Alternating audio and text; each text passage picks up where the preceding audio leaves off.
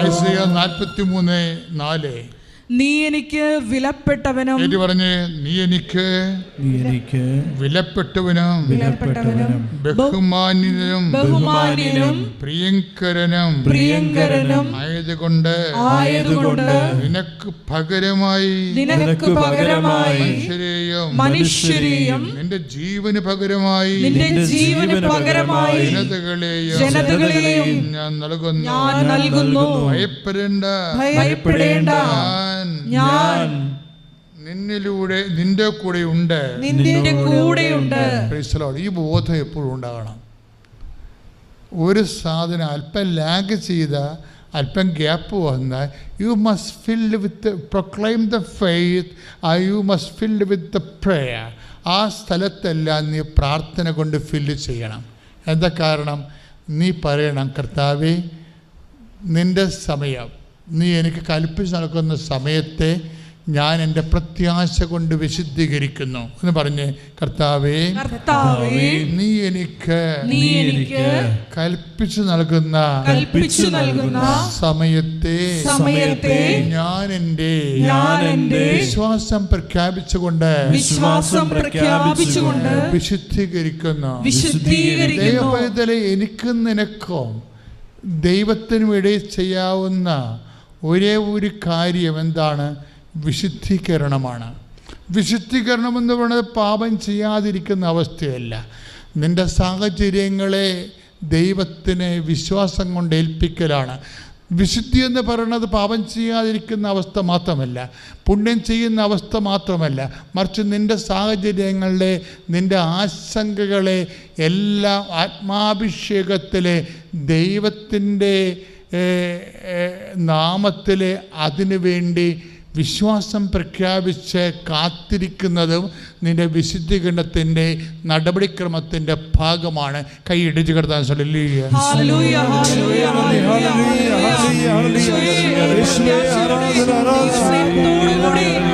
വിഷയങ്ങൾ നടക്കുന്നതുവരെ നോക്കി പറക്കാനുള്ള വലിയ ആത്മാഭിഷേകം ഞങ്ങൾക്ക്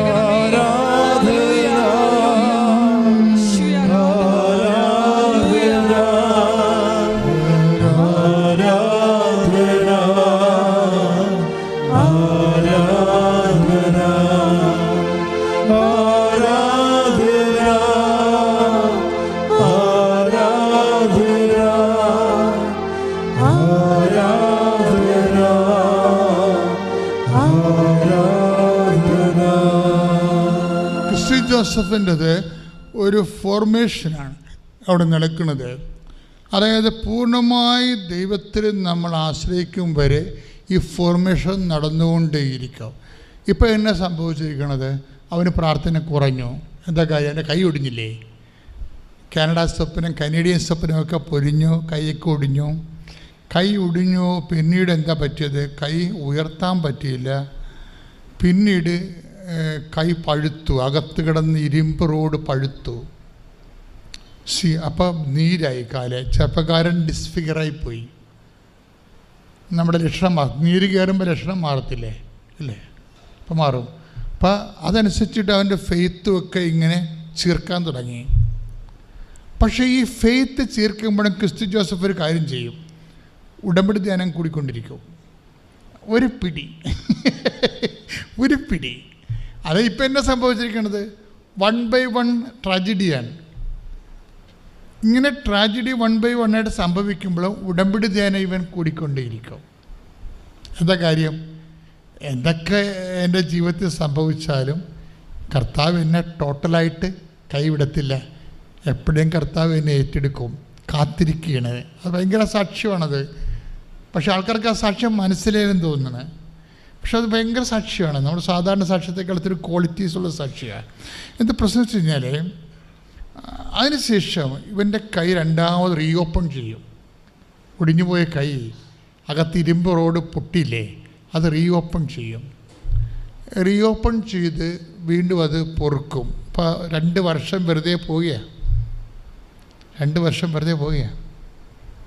എന്നിട്ട് ഈ 2 വർഷം, അടുത്ത് വരുന്ന 20 വർഷം നീ നിലത്ത് കിടന്നുരുണ്ടോ, അല്ലെങ്കിൽ മുൾക്കിടം വെച്ച് നടന്നോ, കുറിച്ച് പേര് വിശ്വാസം പ്രഖ്യാപിച്ചോ, അതല്ല പ്രശ്നം.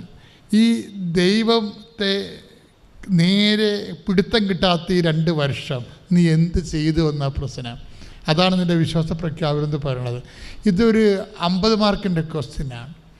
നാളെ ഈ ക്രിസ്റ്റി ജോസഫ് ആരോഗ്യവാനായി വേണമെങ്കിൽ ഒത്തിരിയേറെ നല്ല പ്രവൃത്തികളൊക്കെ ചെയ്യും, ഒത്തിരിയേറെ സുവിശേഷ സാക്ഷി ജോലിയൊക്കെ ചെയ്യും. പക്ഷെ അതിന് മാർക്ക് കുറവായിരിക്കും ആരോഗ്യത്തിൽ ചെയ്യുമ്പോൾ. അനാരോഗ്യത്തിൽ ചെയ്യുമ്പോൾ 2 മാർക്കാണ് ആരോഗ്യത്തിൽ ചെയ്യണതിന് ഒരു ചോദ്യത്തിനുള്ളതെങ്കിൽ അനാരോഗ്യകാലത്ത് അതിന് 20 മാർക്കായിട്ടത് കൂടും. അതാണ് എൻ്റെ വിഷയം. ഇതൊരു ടെക്നിക്കലായിട്ടുള്ള മാത്തമാറ്റിക്കലായിട്ടുള്ള അപ്രോച്ചാണ്. നിനക്കിത്തിരി വിഷമവും കണ്ണീരും. ഞാൻ ചോദിക്കും, നീ എന്താ, എൻ്റെ ഇടവകയിലുള്ള ആൾക്കാരൊക്കെ എനിക്ക് നേരിട്ടറിയാമല്ലോ. അപ്പം ഞാൻ ചിലവളോടൊക്കെ ചോദിക്കും, എൻ്റെ അടി പള്ളി വരണില്ലേ നീ? അപ്പോൾ ചിരിക്കും. അപ്പോൾ അമ്മ പറയും, അവൾക്ക് പാടില്ലാതെ കിടക്കരുതെന്ന് പറഞ്ഞു. ഞാൻ പറഞ്ഞു, ഓ ഇപ്പോൾ ഈ കാലത്തൊക്കെ പാടില്ല വന്നു കഴിഞ്ഞാൽ പലരും കിടക്കുക. അപ്പോൾ ഞാൻ എൻ്റെ രീതി ഞാനും പറയും. എന്താ കാര്യത്തിൽ കഴിഞ്ഞാൽ പിരിച്ച് വന്ന് നടുവേനായിട്ട് കിടക്കണമെന്നാണ്. പക്ഷെ ഞാൻ പറയുന്നത് നിരങ്ങിയാണെങ്കിൽ ആ സമയത്ത് പള്ളിയിൽ പോകണം. എന്താ കാര്യം എന്നറിയാവാ? അതൊരു ഇൻവെസ്റ്റ്മെൻറ്റിന്. ആ ക്വസ്റ്റ്യൻ ഒരു 20 മാർക്കിൻ്റെ ക്വസ്റ്റ്യനാണത്. നാളെ നീ ഓക്കെ ആകും, നീ നല്ല ആരോഗ്യവാനാകും. പക്ഷെ അതിന് നീ അപ്പം ദേവാലയത്തിൽ പോകുമ്പോൾ 2 മാർക്കാണ് കിട്ടുന്നത്. കാര്യം യു ആർ ഹെൽത്തി. നിനക്ക് ഇൻവെസ്റ്റ്മെൻറ്റ് ഇല്ലല്ലോ. ഇപ്പം നിനക്ക് മൂട് കിഴപ്പും നടുവ് കിഴപ്പും ഭക്ഷണം കഴിക്കണം, ഒക്കാനും വേണ്ടി ഛർദ്ദിക്കണമെന്നൊക്കെ അവർ മൂവ്മെൻറ്റ് ചെയ്യാൻ പറ്റണില്ല. പക്ഷെ അപ്പം നീ പോകുമ്പോൾ അതിന് 20 മാർക്കാണ്. ഇൻവെസ്റ്റ്മെൻറ്റ് പ്രോബ്ലമാണ് എപ്പോഴും. ഇങ്ങനെ ഓരോരോ കാലത്ത് നമുക്ക് കുറച്ച് ക്ലെയിം ഉണ്ടാക്കി വെക്കണം. അത് കപ്പാസിറ്റി ഉണ്ടാക്കി വെക്കണം. അങ്ങനെ ഉണ്ടാക്കി വെച്ച് കഴിഞ്ഞാൽ ഉള്ള ഗുണമെന്ന് വെച്ച് കഴിഞ്ഞാൽ നമുക്ക് വളരെ മോശം കാലം വരുമ്പോൾ ഈ കപ്പാസിറ്റിയിൽ നമുക്ക് ദൈവത്തിന് മുമ്പിൽ ഒരു പിടിപാടുണ്ടാകും. അപ്പോൾ നമുക്ക് ഒരു വൈബ്രേഷൻ ഉണ്ടാകത്തില്ല. ക്രിസ് ജോസഫ് വീണ്ടും സുഖപ്പെട്ട് കഴിഞ്ഞാൽ ഒരു കുഴപ്പമുണ്ട്. അവൻ്റെ കൈ സ്വാധീനം പോയി, കൈ പൊക്കാൻ പറ്റണില്ല. അവ പറഞ്ഞു, ഈശോ, ഞാൻ എൻ്റെ കഷ്ടപ്പാടിൻ്റെ കാലത്തെല്ലാം എനിക്ക് അത്യവും വിശ്വാസം പ്രഖ്യാപിക്കാൻ പറ്റിയില്ലെങ്കിലും ഞാൻ ഉടമ്പടി ധ്യാനമൊക്കെ കൂടി ഞാൻ വിശ്വാസം കളഞ്ഞില്ലല്ലേ ഈശോ. അപ്പം എനിക്ക് ജോലി കിട്ടണ്ടേ, എന്നെ സഹായിക്കണ്ടേ. എൻ്റെ കൈ ഇങ്ങനെ തളർന്നു പോയ കാര്യത്തിൽ ഞാൻ അല്ലെങ്കിൽ ബസ്സിൽ യാത്ര ചെയ്യുമ്പോൾ ബസ്സൊക്കെ പിടിക്കണ സമയത്ത് കൈ ഇങ്ങനെ തൂങ്ങിക്കിടക്കും. കൈ വിട്ട ടകയെന്ന് അടിച്ച് താഴെ പോകും കൈ. അങ്ങനൊരു അവസ്ഥയിൽ കൈയായിപ്പോയി. അപ്പോൾ അവന് ഭയങ്കര സങ്കടമായി. ഒരു യുവാവ് പോകുന്ന ഒരു വഴി കണ്ടില്ലേ. പക്ഷെ എന്നാലും ഇവൻ പിടിവിടുന്നതില്ല, എന്നാലും ഇവൻ വിശ്വാസത്തിൽ പിടിവിടാതെ നിൽക്കുന്നുണ്ട്. കുറച്ച് കഴിയുമ്പോൾ ഇവൻ്റെ അങ്കിള് വരുമ്പോൾ പറഞ്ഞ്, ക്രിസ്റ്റി എന്തായി, നിൻ്റെ ജീവിതം കുലച്ചല്ലേ, എൻ്റെ കൈയൊക്കെ പോയല്ലേ? ആ അങ്കിളെ കൈ പൊക്കാൻ പറ്റണില്ല എന്നും പറഞ്ഞ് ഇങ്ങനെ പൊക്കിയപ്പോൾ പൊങ്ങി നിൽക്കണം. അതാ രസം. അങ്കിളെ കൈ പൊക്കാൻ പറ്റണില്ല എന്നും പറഞ്ഞ് നോക്കിയപ്പോഴേ അത് ഫുള്ളായിട്ട് പടിത പോയി പൊങ്ങി നിൽക്കണം. He's healed totally. കൈ ഇടിച്ച് കർത്താവിനെ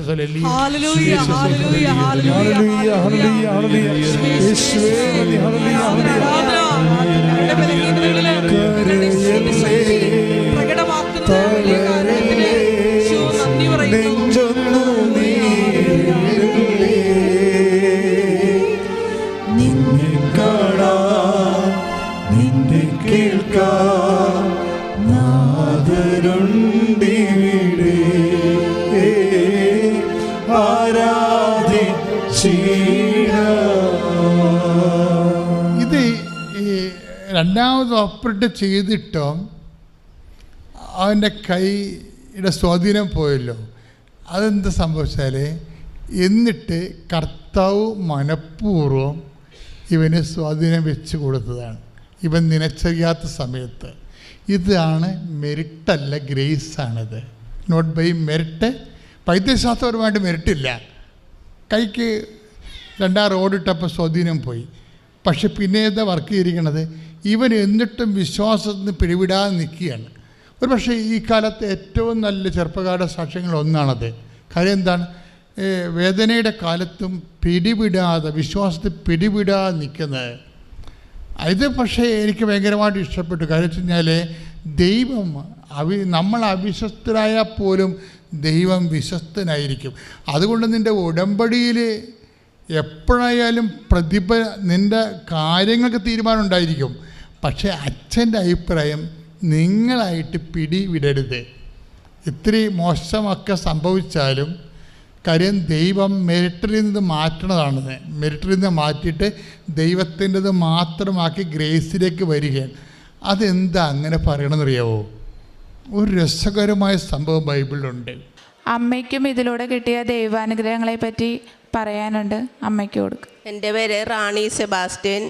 എനിക്ക് റേഷൻ കാർഡ് കിട്ടുന്നതിന് വേണ്ടി ഒരു 5 വർഷമായിട്ട് ഞാൻ ശ്രമിക്കുന്നുണ്ടായിരുന്നു. പക്ഷേ പല പല കാരണങ്ങളാൽ എനിക്ക് റേഷൻ കാർഡ് കിട്ടുന്നില്ലായിരുന്നു.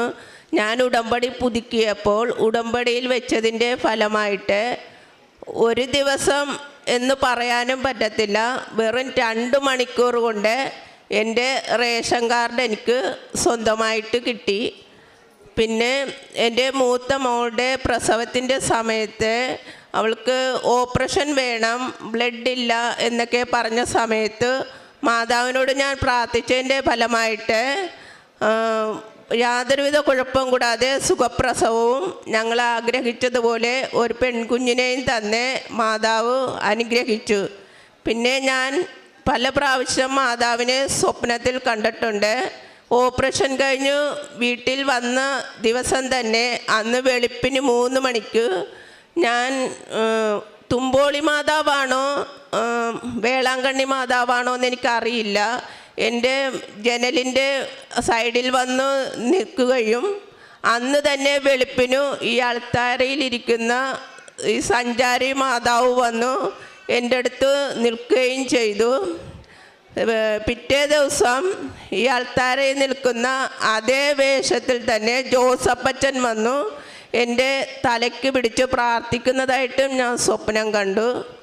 പിന്നെ എൻ്റെ മോളുടെ പ്രസവം കഴിഞ്ഞ സമയത്തു ഞാൻ പറഞ്ഞു, മാതാവേ ഞാൻ തനിച്ചാണു, അന്ന് എനിക്ക് ബ്ലീഡിങ് ആയിട്ടിരിക്കുന്ന സമയമായിരുന്നു, എൻ്റെ കൂടെ ഉണ്ടാവണേന്നു. ഞാൻ ഡിസ്ചാർജ് ചെയ്തു മോളെയും കൊണ്ട് വരുന്നതിൻ്റെ ആ സമയത്ത് ഞാൻ ഡോറ് തുറക്കാനും നല്ല മുല്ലപ്പൂവിൻ്റെ ഒരു സ്മെല്ല് എനിക്ക് അനുഭവപ്പെടുകയും ചെയ്തു. മോള് പ്രസവം കഴിഞ്ഞ് പോകുന്ന 4 മാസം വരെ എനിക്ക് ബ്ലീഡിംഗ് ഒന്നും ഉണ്ടായിരുന്നില്ല. പിന്നെ എൻ്റെ മോളുടെ മൂത്ത കുട്ടി 4 വയസ്സേ ഉള്ളൂ. എന്നാണെങ്കിലും അംഗനവാടിയിൽ പോകാനാണെങ്കിലും എല്ലാത്തിനും വലിയ മടിയായിരുന്നു. ഒന്ന് കയ്യെ പിടിച്ചാൽ പോലും അവൻ എഴുതാനൊന്നും ഇരിക്കില്ലായിരുന്നു. പക്ഷേ ഞാനിവിടെ ഉടമ്പടിയിൽ വെച്ചതിൻ്റെ ഫലമായി ഇപ്പോൾ LKGയിൽ ചേർത്തു. പക്ഷേ മടി കൂടാതെ സ്കൂളിൽ പോവുകയും എഴുതുകയും ഇപ്പോൾ അവിടെ പരീക്ഷ ഇട്ടപ്പോൾ 1ാമനായി മാറുകയും ചെയ്തു. ഇത്രയും അനുഗ്രഹം തരുന്ന അമ്മയ്ക്ക് ഈശോയ്ക്കും 1000 നന്ദി. കാരുണ്യ പ്രവർത്തികളായിട്ട് ഞങ്ങൾ ചെയ്തുകൊണ്ടിരുന്നത് അടുത്തുള്ള വൃദ്ധസദനമെല്ലാം സന്ദർശിക്കുമായിരുന്നു.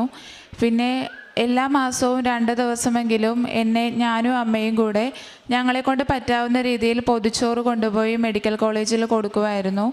അതുപോലെ തന്നെ കൃപാസനത്തിലെ പത്രം, എല്ലാ മാസത്തെയും പത്രം ഞങ്ങൾ 2 പേരും മേടിച്ച് എല്ലായിടത്തും കൊണ്ടുപോയി മാതാവിനെ പറഞ്ഞു കൊടുത്തുകൊണ്ട് അവർക്കെല്ലാവർക്കും കൊടുക്കുമായിരുന്നു. ആത്മീയമായി എനിക്കുണ്ടായ വളർച്ചയെന്ന് പറയുന്നത്, ഞാൻ നേഴ്സിംഗ് പഠിച്ച 4 വർഷവും ഞാനൊരു ഹിന്ദു കോളേജിലാണ് പഠിച്ചത്. പക്ഷെ ഞങ്ങൾക്ക് അവിടെ പ്രാർത്ഥിക്കാനുള്ള സാഹചര്യവും പ്രെയർ ഹാളും എല്ലാം ഉണ്ട്. ഞാൻ സ്വന്തമായിട്ടൊരു കൊന്ത പോലും ചൊല്ലത്തില്ലായിരുന്നു. ഈ ഒരു ലാസ്റ്റ് ഒരു 5 വർഷം എടുത്ത് നോക്കിയാൽ ഞാനൊരു 10 വട്ടമെങ്കിലേ ചുരുങ്ങിയത് വിശുദ്ധ കുർബാനയിൽ പങ്കെടുത്തിട്ടുള്ളൂ. അങ്ങനെ പോലും ഞാൻ പ്രാർത്ഥനയിലും വിശുദ്ധ കുർബാനയിലും ഭയങ്കര മടിയായിട്ട് നടന്നൊരാളായിരുന്നു. ഉടമ്പടിയിൽ വന്നതിന് ശേഷം ഞാൻ ഒരു കുർബാന പോലും ഇപ്പോൾ മുടക്കാറില്ല. ഇപ്പോൾ ജോലിക്ക് പോകുന്നതുകൊണ്ട് ചിലപ്പോൾ ഇടദിവസങ്ങളിൽ മുടങ്ങിയെങ്കിലും ഞായറാഴ്ച കുർബാന ഒന്നും ഞാൻ മുടക്കാറില്ല. എല്ലാ ദിവസവും ഞാൻ കൊന്ത ചൊല്ലും.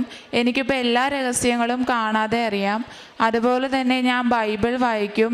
ബൈബിൾ വായനയും മുടക്കാതെ വായിക്കാറുണ്ട്.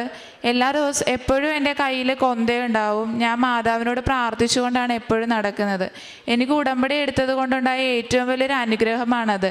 പ്രാർത്ഥനാ ജീവിതമില്ലാതിരുന്ന എനിക്ക് എപ്പോഴും പ്രാർത്ഥിക്കാനുള്ള അനുഗ്രഹം നൽകി മാതാവിനെ അനുഗ്രഹിച്ചു. ഇത്രത്തോളം അനുഗ്രഹം നൽകിയ മാതാവിന് കോടാനുകോടി നന്ദി പറയുന്നു. എൻ്റെ പേര് ആഷ്ന, ഇതെൻ്റെ അമ്മ. അമ്മയുടെ പേര് ഷിജി. ഞങ്ങൾ എറണാകുളം ജില്ലയിൽ കൂനമാവ് സെൻറ്റ് ഫിലോമിനാസ് ഇടവകയിൽ നിന്ന് വരുന്നു.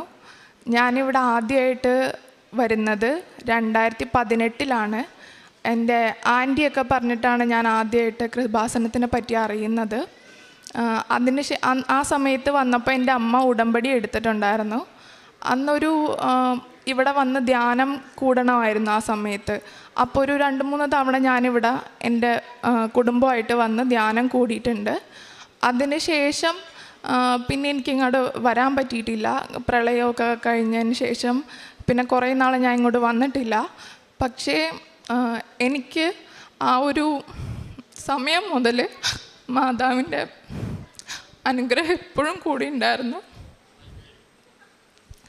ഈ കൊന്ത ഞാനിവിടെ വന്നപ്പോൾ ഫസ്റ്റ് വാങ്ങിച്ചാണ്.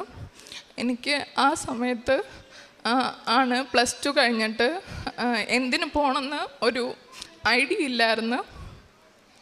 ഞാൻ ഇവിടെ വരുമ്പോൾ പ്രാർത്ഥിക്കുമായിരുന്നു.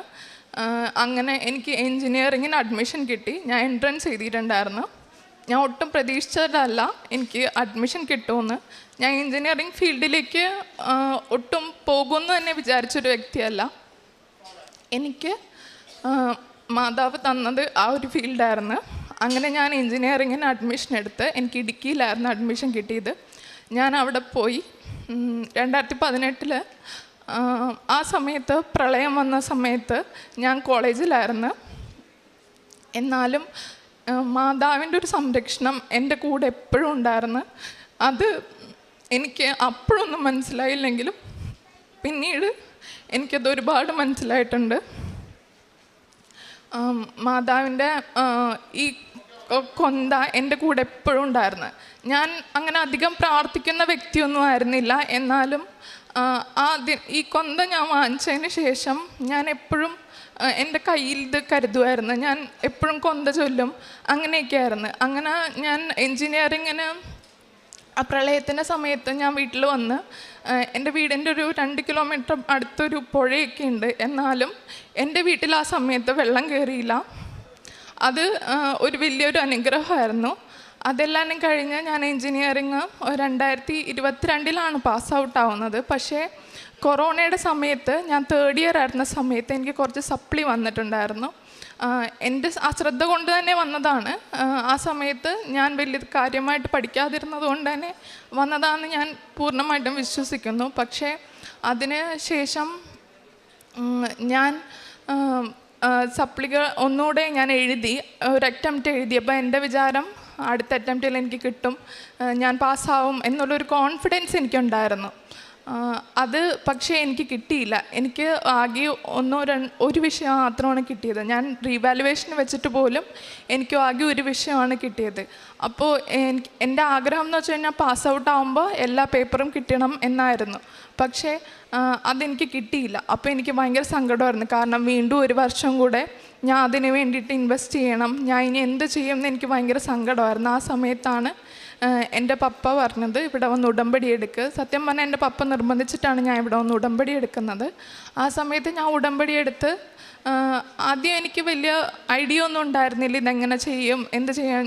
ഞാൻ പ്രാർത്ഥിക്കുമായിരുന്നെങ്കിലും ഭയങ്കര കൂടുതലായിട്ട് പ്രാർത്ഥിക്കുന്ന വ്യക്തിയൊന്നും ആയിരുന്നില്ല. പക്ഷേ ഉടമ്പടി എടുത്തതിന് ശേഷം ഞാൻ കൂടുതൽ കൊന്തകൾ ചൊല്ലാനും ബൈബിൾ കൂടുതൽ നേരം വായിക്കാൻ തുടങ്ങി. കാരണം ബൈബിൾ വായിക്കാനെന്ന് വെച്ച് കഴിഞ്ഞാൽ വീട്ടിൽ പ്രാർത്ഥന കഴിയുമ്പോൾ ഒരു 5 മിനിറ്റ് മാക്സിമം 10 മിനിറ്റ് വായിക്കലേ ഉണ്ടായിരുന്നുള്ളൂ.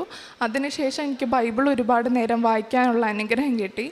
അങ്ങനെ ഞാൻ ഈ 1 വർഷം നിന്ന സമയത്ത് എനിക്ക് ആദ്യം വെറുതെ നിൽക്കുന്നതിനോട് ഒട്ടും താല്പര്യമില്ലായിരുന്നു. ആ സമയത്ത് എനിക്കൊരു ജോലി കിട്ടിയായിരുന്നു.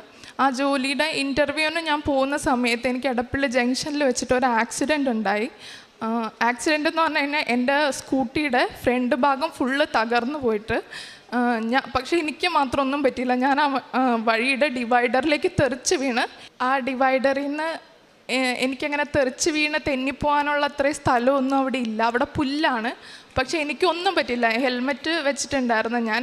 ആ ഹെൽമെറ്റ് കാരണം എൻ്റെ താടി ഒന്ന് വന്ന് ഇടിച്ചെന്നല്ലാതെ എൻ്റെ ദേഹത്തൊരു പോറൽ പോലും ഉണ്ടായിരുന്നില്ല. എൻ്റെ വണ്ടിയുടെ ഫ്രണ്ട് ഭാഗം മുഴുവൻ തകർന്നു പോയിട്ട് എനിക്ക് അവിടെ നിന്ന് അത് എടുത്തിട്ട് പോകാൻ പറ്റുമോയെന്ന് തന്നെ പേടിയായിരുന്നു. പക്ഷേ എന്തോ ഒരു ഭാഗ്യം കൊണ്ട് എനിക്ക് അവിടെ നിന്ന് വീട് വരെ എത്താൻ പറ്റിയ ആ വണ്ടി കൊണ്ട്. വീട്ടിൽ വന്നു കഴിഞ്ഞപ്പോഴാണ് ഞാൻ ചിന്തിച്ചത്, എൻ്റെ കയ്യിൽ മാതാവിൻ്റെ കാശ് രൂപം, ഉടമ്പടി എടുത്ത കാശ് രൂപം ഉണ്ടായിരുന്നു. ഞാൻ ഇൻ്റർവ്യൂവിന് പോയപ്പോൾ ഇത് പിടിച്ചിട്ടാണ് ഞാൻ പോയത്. എനിക്കൊരു പോറൽ പോലും പറ്റാതെ ഞാൻ രക്ഷപ്പെട്ടെന്ന് ഞാൻ ഇന്നും പൂർണ്ണമായിട്ട് വിശ്വസിക്കുന്നു. ആ ഇൻ്റർവ്യൂ എനിക്ക് കിട്ടിയെങ്കിലും ഞാൻ ആ ജോലിക്കൊരു 1.5 മാസത്തോളമേ പോയുള്ളൂ. എനിക്ക് ആ സമയത്ത് അത് ഭയങ്കര ബുദ്ധിമുട്ടായിട്ട് ഫീൽ ചെയ്യാൻ തുടങ്ങി. അവിടെ നിന്ന് ഭയങ്കര പ്രഷറൊക്കെ ആയിരുന്നു. അപ്പോൾ ഞാൻ ഒരു ബോണ്ട് സൈൻ ചെയ്തിട്ടുണ്ടായിരുന്നു 1 വർഷത്തേക്ക്. അപ്പോൾ എനിക്കത് ഞാനായിട്ട് നിർത്തണമെന്ന് പറയാനൊരു ബുദ്ധിമുട്ടായിരുന്നു. ആ സമയത്ത് എന്നെ അവിടെ നിന്ന് തന്നെ ആ കമ്പനിയിൽ നിന്ന് തന്നെ തിരിച്ചു വിളിച്ചു. ആ സമയത്ത് തന്നെ എൻ്റെ സപ്ലി എക്സാമിൻ്റെ ഡേറ്റ് വന്നിട്ടുണ്ടായിരുന്നു. ആ സമയത്ത് എനിക്കപ്പോൾ ഒട്ടും അവിടെ നിൽക്കണ്ട എന്നുള്ളൊരവസ്ഥയായിരുന്നു. അങ്ങനെ തിരിച്ചു വിളിച്ചു കഴിഞ്ഞാൽ ഞാൻ അവരുടെ ഓഫീസിൽ ചെന്നപ്പോൾ അവർ എൻ്റെ അടുത്ത് ഇങ്ങോട്ട് ചോദിച്ചു, കണ്ടിന്യൂ ചെയ്യുന്നോ അതോ നിർത്തുന്നോ എന്ന്. അപ്പോൾ എനിക്കെന്തോ ഞാൻ എൻ്റെ മനസ്സിൽ കണ്ടത് അവർ എൻ്റെ അടുത്ത് ഇങ്ങോട്ട് ചോദിച്ചപ്പോൾ എനിക്ക് ഒത്തിരി സന്തോഷമായി. ഞാനത് ലൈറ്റ് എ ക്യാൻഡിൽ പ്രയറിലിട്ട് റിക്വസ്റ്റ് ഇട്ടിട്ടും പ്രാർത്ഥിച്ചിട്ടുണ്ടായിരുന്നു. അപ്പോൾ ഞാൻ അവരോട് പറഞ്ഞ് റിസൈൻ ചെയ്യാമെന്ന് പറഞ്ഞ് ഞാൻ ആ എക്സാം എഴുതാൻ പോയി.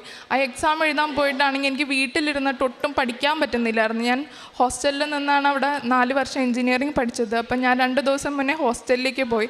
അവിടെ നിന്ന് ഞാൻ ആ 2 ദിവസം പഠിച്ചത് മാത്രമേ ഞാൻ ആ പരീക്ഷയിൽ എഴുതിയിട്ടുള്ളൂ. പക്ഷേ എനിക്ക് നല്ല മാർക്കോടുകൂടി ആ എക്സാം പാസ്സാവാൻ പറ്റി. അതിനുശേഷം വീട്ടിലിരിക്കുമ്പോൾ നിങ്ങൾക്ക് എല്ലാവർക്കും അറിയാം, ഡിഗ്രിയൊക്കെ കഴിഞ്ഞ് വീട്ടിലിരിക്കുന്നവർക്കൊരു ഇയർ ഗ്യാപ്പ് എന്ന് പറഞ്ഞു കഴിഞ്ഞാൽ ഭയങ്കര നമുക്കൊരു ജോലിക്കൊക്കെ ട്രൈ ചെയ്യുമ്പോൾ ഇച്ചിരി ബുദ്ധിമുട്ടുള്ള കാര്യമാണ്. അപ്പോൾ എനിക്കൊരു ഇയർ ഗ്യാപ്പ് വരരുത് എന്നുണ്ടായിരുന്നു, സപ്ലി ആണെങ്കിലും. അങ്ങനെ ഞാനിരിക്കുന്ന സമയത്താണ് ഞാനൊരു കോഴ്സിനെ പറ്റി അറിയുന്നത്. ഞാൻ ആ കോഴ്സിനെ വിളിച്ച് അന്വേഷിച്ചു. അങ്ങനെ എനിക്ക് ആ കോഴ്സിന് അഡ്മിഷൻ കിട്ടി. ഞാൻ ആ കോഴ്സ് ചെയ്തുകൊണ്ടിരിക്കുമ്പോഴാണ് എൻ്റെ 6th സെമസ്റ്ററിൻ്റെ എക്സാം എനിക്ക് വരുന്നത്. 6th സെമസ്റ്ററിൻ്റെ എക്സാം എനിക്ക് ശരിക്കും പറഞ്ഞു കഴിഞ്ഞാൽ കൊറോണ സമയത്ത് കൊറോണ വന്നതാണ്. എനിക്ക് എക്സാമിൻ്റെ ആദ്യത്തെ ദിവസം തന്നെ എനിക്ക് കൊറോണ വന്ന് പകുതി എക്സാം എനിക്ക് എഴുതാൻ പറ്റാതിരുന്നതാണ്. അപ്പോൾ ആ എക്സാമും എനിക്ക് വീണ്ടും എഴുതുമ്പോൾ എനിക്കത് എങ്ങനെ ആവുമെന്ന് നല്ല പേടിയുണ്ടായിരുന്നു. അതും ഇതേപോലെ എനിക്ക് അവിടെ ഹോസ്റ്റലിലിരുന്ന് പഠിക്കാൻ പറ്റിയില്ല. ഞാനപ്പോൾ ഇതേപോലെ അവിടുത്തെ ഹോസ്റ്റലിൽ നിന്ന് ഞാൻ എൻ്റെ കോളേജിൻ്റെ ഹോസ്റ്റലിൽ പോയി നിന്ന 1.5 ദിവസം മാക്സിമം, അത്രയും ദിവസം കൊണ്ടാണ് ഞാൻ ആ പരീക്ഷ പഠിച്ചെഴുതിയത്. ആ എഴുതി കഴിഞ്ഞ സമയത്ത് എനിക്ക് തന്നെ അറിയാം ഞാൻ ജയിക്കാനുള്ളതൊന്നും എഴുതിയിട്ടില്ല എന്നതിൽ. കാരണം ഞാൻ അതിനു വേണ്ടി ഒന്നും പഠിച്ചിട്ടുമില്ല. അങ്ങനെ ഞാൻ പഠിച്ച് ഇനിയൊന്നും എഴുതാനില്ല എക്സാമിനെന്ന് വിചാരിച്ചിരിക്കുമ്പോഴാണ് അവിടെ ഒരു ടീച്ചർ കയറി വന്നിട്ട് ടീച്ചർ പറഞ്ഞു, നിങ്ങളുടെ ഇത് സപ്ലിമെൻ്ററി എക്സാം അല്ലേ, നിങ്ങൾക്ക് അറിയാവുന്നതുപോലെ എന്തെങ്കിലും എഴുതി വെക്കാൻ പറഞ്ഞു. അത് പറഞ്ഞപ്പോൾ എനിക്ക് മാതാവ് എന്നോട് പറയുന്നത് പോലെ തോന്നി. അങ്ങനെ എനിക്ക് അറിയാവുന്ന എന്തെങ്കിലും വാക്കുകളെങ്കിലും ആ ക്വസ്റ്റ്യനിലുണ്ടെങ്കിൽ ഞാനത് എഴുതാൻ തുടങ്ങി. ഞാൻ പഠിച്ച ഭാഗത്തു നിന്നുള്ളത് ഞാൻ എഴുതി. കൂടാതെ ഞാൻ 2 എക്സാം എഴുതാൻ പോയ സമയത്തും ഞാൻ മാതാവിൻ്റെ കാശ് രൂപവും ഉപ്പും കൊണ്ടുപോയിട്ടുണ്ടായിരുന്നു. ഞാൻ ആ ഉപ്പ് ക്ലാസ് റൂമിൽ വിതറി എൻ്റെ ഡെസ്കിൻ്റെ അടിയിലോ അല്ലെങ്കിൽ ക്ലാസ് റൂമിൽ എവിടെയെങ്കിലും ഒരു മൂലയ്ക്കോ, ആരും ചവിട്ടാത്ത മൂലയ്ക്കോ ഇട്ടിട്ട് ഞാൻ ഇനി ഇപ്പം എക്സാം എഴുതാൻ ഇവിടെ വരാനിട വരുത്തരുത് എന്ന് പ്രാർത്ഥിച്ചിട്ടാണ് ഞാൻ ആ എക്സാം എഴുതിയത്. അതേപോലെ തന്നെ എനിക്ക് 2 എക്സാമും ഒറ്റ അറ്റംപ്റ്റ്, 3rd അറ്റംപ്റ്റിൽ എനിക്ക് ഫുൾ പാസ്സാവാൻ പറ്റി. അങ്ങനെ ഞാൻ കഴിഞ്ഞ വർഷം ബിടെക് ഫുൾ പാസ്സായി. ആ സമയത്ത് എൻ്റെ അടുത്ത് എനിക്ക് എപ്പോഴും പിന്നീട് എന്ത് ചെയ്യണം എന്ന് ഭയങ്കര ഒരു കൺഫ്യൂഷനാണ്. ഇപ്പോഴും അങ്ങനെ തന്നെയാണ്. അപ്പോൾ പിന്നീട് എന്ത് ചെയ്യണമെന്ന് ഞാൻ ഭയങ്കര കൺഫ്യൂസ്ഡ് ആയിരുന്നു. ആ സമയത്ത് മാതാവ് തന്നെ ഞാൻ ഒട്ടും പ്രതീക്ഷിക്കാതെ വെറുതെ ഞാൻ അയച്ച ഒരു ആപ്ലിക്കേഷൻ, എനിക്കൊരു അപ്രൻറ്റിഷിപ്പ് ശരിയായി. ഞാൻ ഇങ്ങനെ ഹൈദരാബാദിൽ ഇപ്പോൾ അപ്രൻറ്റിഷിപ്പ് ചെയ്തുകൊണ്ടിരിക്കുകയാണ്. ഞാൻ എപ്പോൾ കൺഫ്യൂസ്ഡ് ആയിരുന്നാലും എനിക്ക് എപ്പോഴെങ്കിലും ഞാൻ ഇങ്ങനെ പ്രാർത്ഥിക്കും, എന്താണ് എനിക്ക് മാത്രം ഒരു വഴി കാണിച്ചു തരാത്തതെന്ന്. പക്ഷേ എന്നെ എപ്പോഴും കൈപിടിച്ച് മാതാവ് നയിക്കുന്നുണ്ടായിരുന്നു. അപ്പം എല്ലാവരും ഞാൻ തിരിച്ചറിഞ്ഞത് വൈകിയാണെന്ന് മാത്രമേ ഉള്ളൂ. പിന്നെ എനിക്ക് പറയാനുള്ളത്, എൻ്റെ പപ്പയ്ക്ക് പോളണ്ടിലേക്ക് ഒരു വിസയുടെ ഓഫർ ലെറ്റർ വന്നിട്ട് ഒരു 2 വർഷം എന്നിട്ടും അത് ശരിയാവുന്നുണ്ടായിരുന്നില്ല. അങ്ങനെ എൻ്റെ പപ്പ ഗൾഫിലായിരുന്നു ഒരുപാട് വർഷം. കൊറോണയുടെ സമയമായപ്പോൾ അവിടെ നിന്ന് ജോലി നിർത്തി പോകുന്നതാണ്. അതിനുശേഷം കുറച്ച് നാൾ ട്രൈ ചെയ്തെങ്കിലും ഇവിടെ ജോലിയൊക്കെ ഭയങ്കര ബുദ്ധിമുട്ടായിരുന്നു. അപ്പോൾ എൻ്റെ പപ്പയ്ക്ക് അത് കണ്ടിന്യൂ ചെയ്ത് പോകാൻ താല്പര്യമില്ലായിരുന്നു. അങ്ങനെ ഇരിക്കുമ്പോഴാണ് ഈ പോളണ്ടിലേക്കുള്ളൊരു ഓഫർ ലെറ്റർ വന്നത്. അങ്ങനെ അതിന് വേണ്ടി ഒരുപാട് ട്രൈ ചെയ്തു. ആദ്യം ഒരു ഏജൻ്റ് ഉണ്ടായിരുന്നു, അയാൾ വഴി കുറച്ച് പൈസ കൊടുക്കണമെന്ന് പറഞ്ഞു. എന്നാലും നോക്കാമെന്ന് വിചാരിച്ച് ഞങ്ങൾ അതിനു വേണ്ടി ട്രൈ ചെയ്തു. പക്ഷേ എന്തുകൊണ്ടോ അവസാനം എൻ്റെ പപ്പയ്ക്ക് VFSൽ പോകേണ്ട സമയമായപ്പോഴേക്കും ആ ഏജൻറ്റ് വഴി ആ കമ്പനിയിലേക്ക് ഇനി ആളെ എടുക്കുന്നില്ല എന്ന് പറഞ്ഞു. അത് ഞങ്ങൾക്ക് ഭയങ്കര ഒരു സങ്കടമായിരുന്നു. കാരണം VFSൽ ഡേറ്റ് കിട്ടാൻ തന്നെ ഒരുപാട് പൈസ മുടക്കിയായിരുന്നു. അപ്പോൾ ആ സമയത്ത് അങ്ങനെ ഇത് പറഞ്ഞ സമയത്ത് ഞങ്ങൾക്ക് എന്ത് ചെയ്യണമെന്ന് അറിയാതിരിക്കുമായിരുന്നു. അപ്പം എൻ്റെ പപ്പയ്ക്കാണെങ്കിൽ വിസ അടിച്ചു വരികയും ചെയ്തു. പക്ഷേ കയറിപ്പോകാൻ പറ്റില്ല. നമ്മുടെ കയ്യിൽ വിസ ഉണ്ടായിട്ട് കയറിപ്പോകാൻ പറ്റാത്തൊരവസ്ഥ. ഭയങ്കര സങ്കടമായിരുന്നു. അങ്ങനെ ഞങ്ങൾ പലരുമായിട്ട് അന്വേഷിച്ചു. അവസാനം എൻ്റെ ഒരു കസിൻ വഴി, എൻ്റെ കസിൻ്റെ കൂട്ടുകാരൻ വഴി എൻ്റെ പപ്പയ്ക്ക് വേറൊരു കമ്പനിയിൽ ജോലി ശരിയാവുകയും എൻ്റെ പപ്പ കഴിഞ്ഞ വർഷം സെപ്റ്റംബറിലേക്ക് പോളണ്ടിലേക്ക് പോവുകയും ചെയ്തു.